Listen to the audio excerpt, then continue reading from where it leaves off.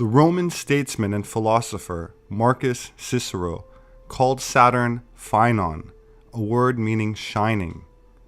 Saturn is where we get our name for Saturday, and Saturnalia was probably the most popular festival of the Roman calendar, characterized by revelry and orgy.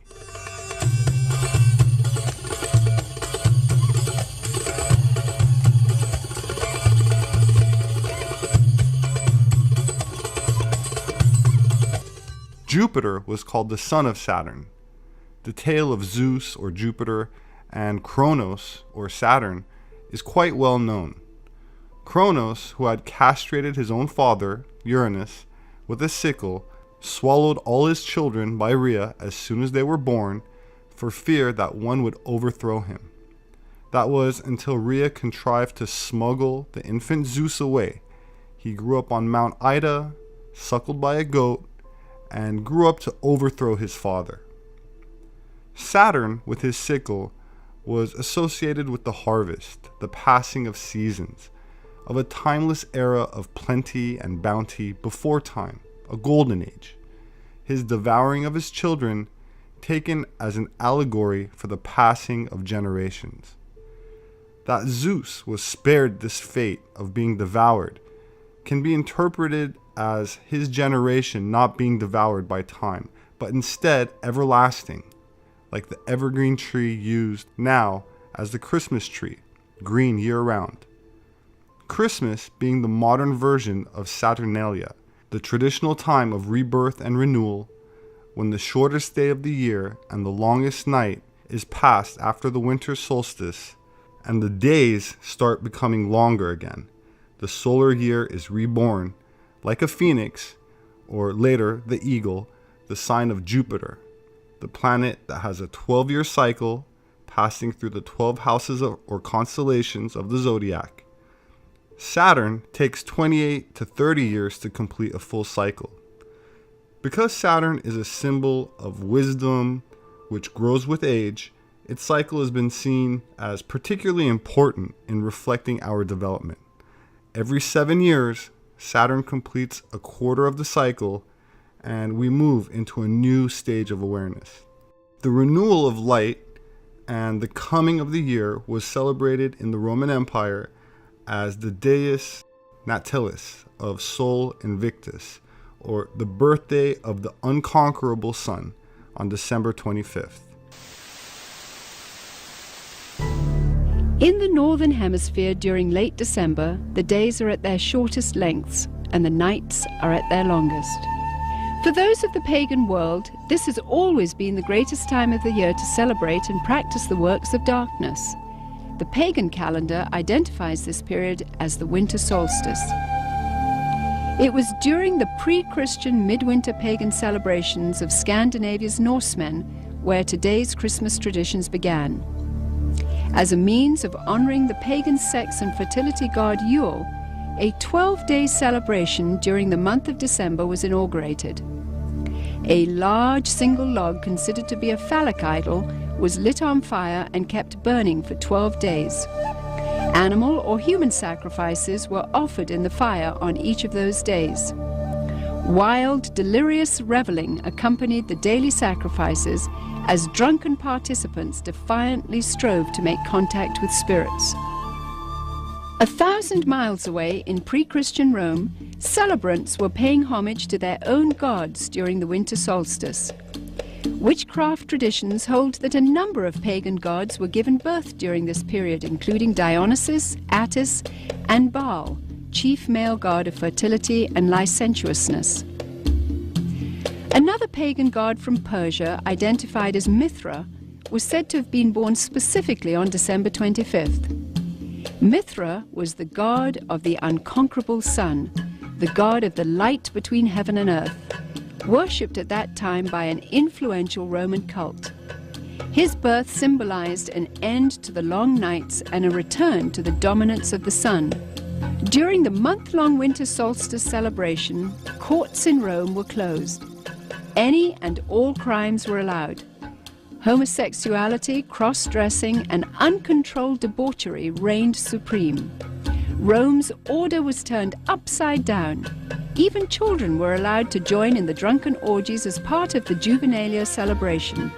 By 270 AD, the Roman Emperor Aurelian had made it official, setting aside a 7-day period from December the 17th through the 24th, culminating in an exchange of gifts on December the 25th to celebrate the birth of the sun god.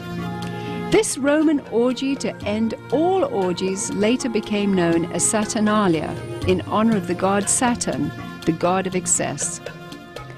Roman soldiers invading Britain brought with them their pagan orgiastic traditions. Upon taking root in England, Saturnalia became known as the Festival of Fools, reigned over by the Lord of Misrule.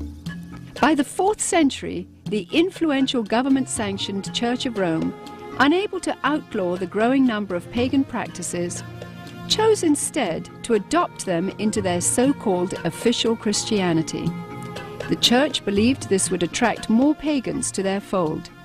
Up until this time, the birthday of Jesus Christ, the Jewish Messiah, had not been celebrated at all.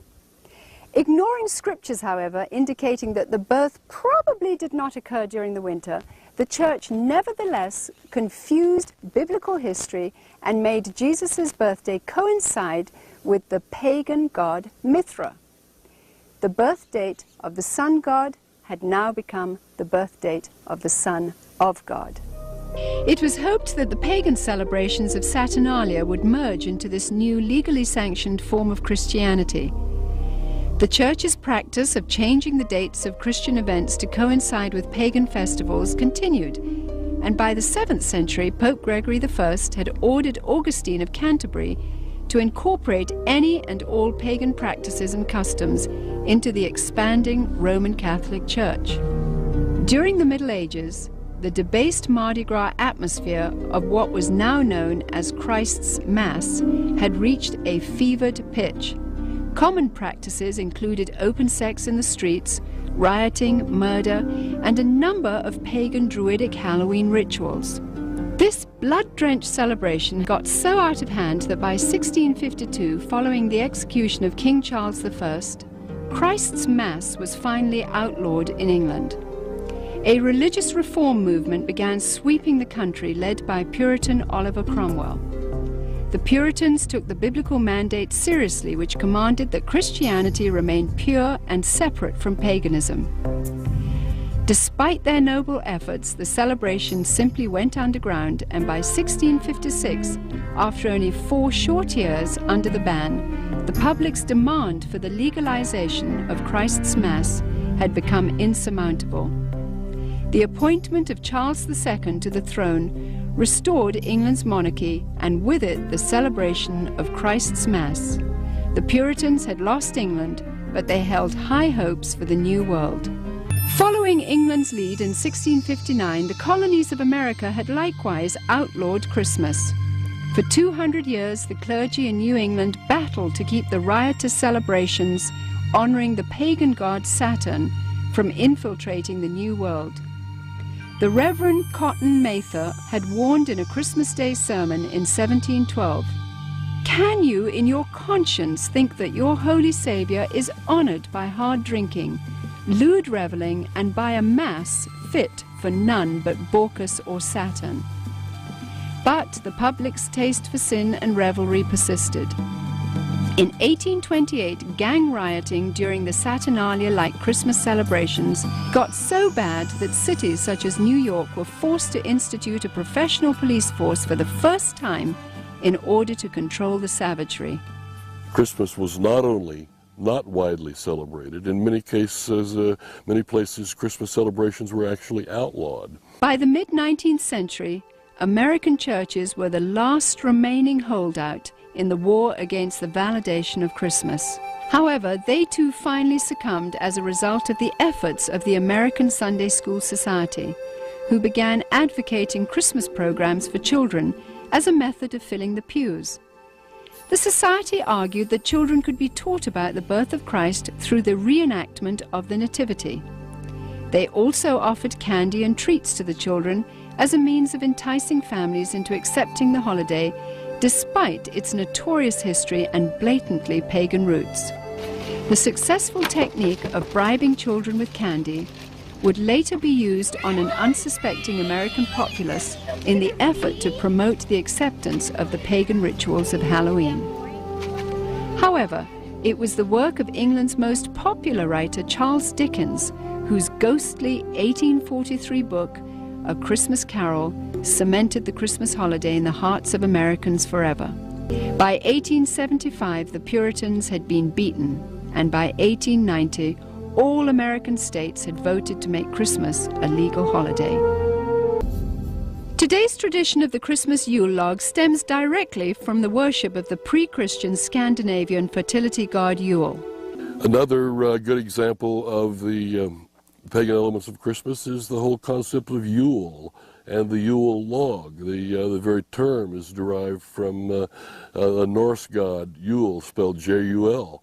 And every year around Christmas time, a huge log was cut down and fashioned into a fertility symbol and then burned for 12 days. And on each successive day, a new sacrifice to the god Yule was performed in the fire, and a new sacrificial victim was burned to death. Sometimes, but not always, these sacrificial victims were human beings. Mistletoe, when used in the casting of Wiccan or Druidic spells, could render a woman helpless and open to sexual exploitation. This is where we get our custom of hanging mistletoe in doorways today, and if a woman is caught underneath, she may be kissed and must not resist. The fir tree, the mistletoe, all of these things typically come from overtly pagan traditions, typically from Northern Europe, German, Norse, and English. Likewise, evergreen trees have always represented sex and fertility in pagan cultures. During the winter solstice, trees would be chopped down, brought inside, set up, and decorated as idols for worship. The Christmas tree was regarded as a sacred tree. The pagans of Northern Europe typically worshipped trees. They regarded trees and groves as sacred. So the bringing of the tree into the house would be a way of bringing this supernatural source of blessing into your home. That was the whole idea, that there were spirits who resided in the trees. In the Middle Ages, the tradition of the winter solstice Christmas tree primarily took root in Germany. During his reign, King George I, himself of German extraction, brought the custom to Victorian England. German immigrants settling in Pennsylvania did the same in America during the early 1800s.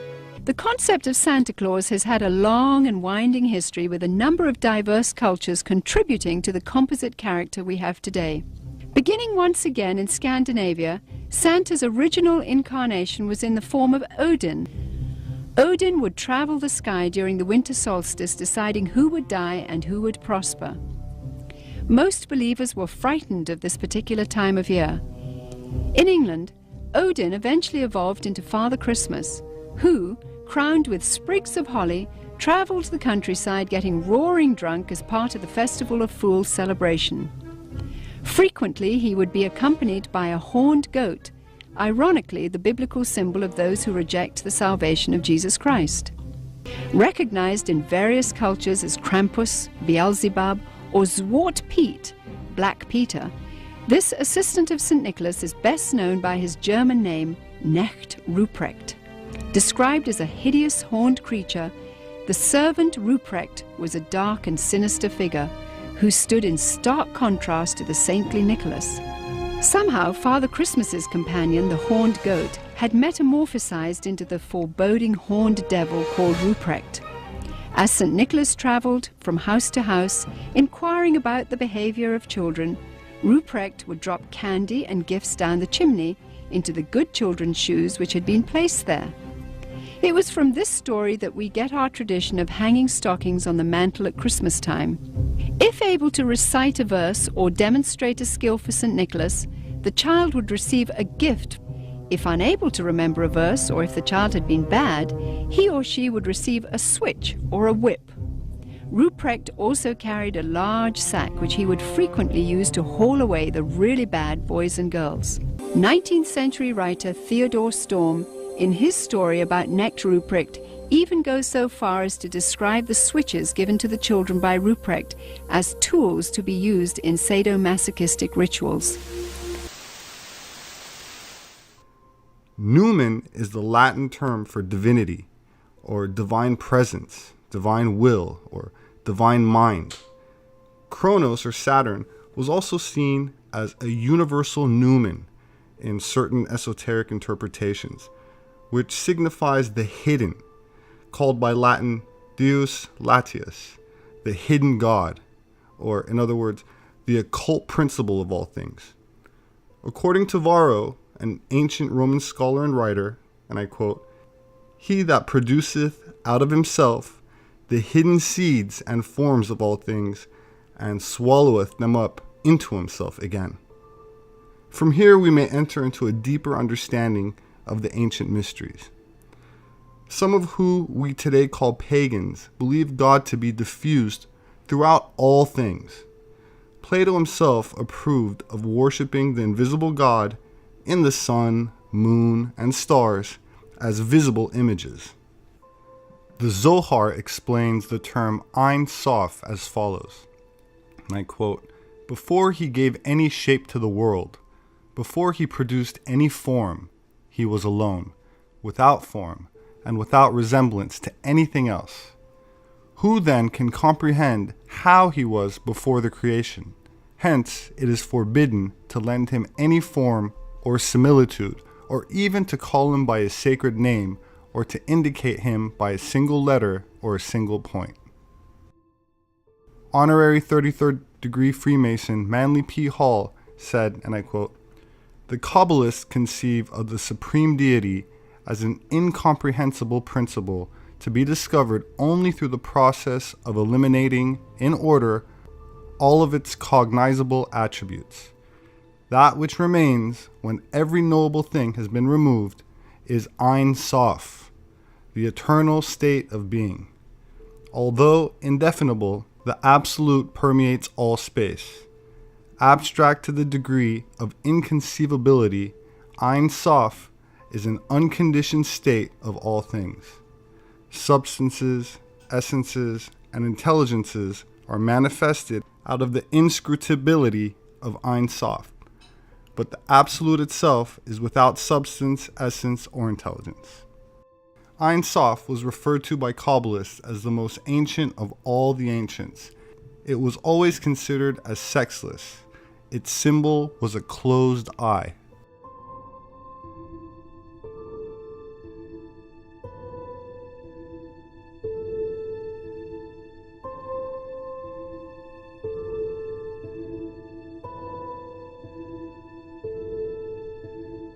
According to the Kabbalah, Ein Sof Or is the limitless light, an empty, black, silent void that expands itself into boundless proportions, filling itself with metaphysical substance various philosophers have named luminiferous ether, or an electromagnetic azoth.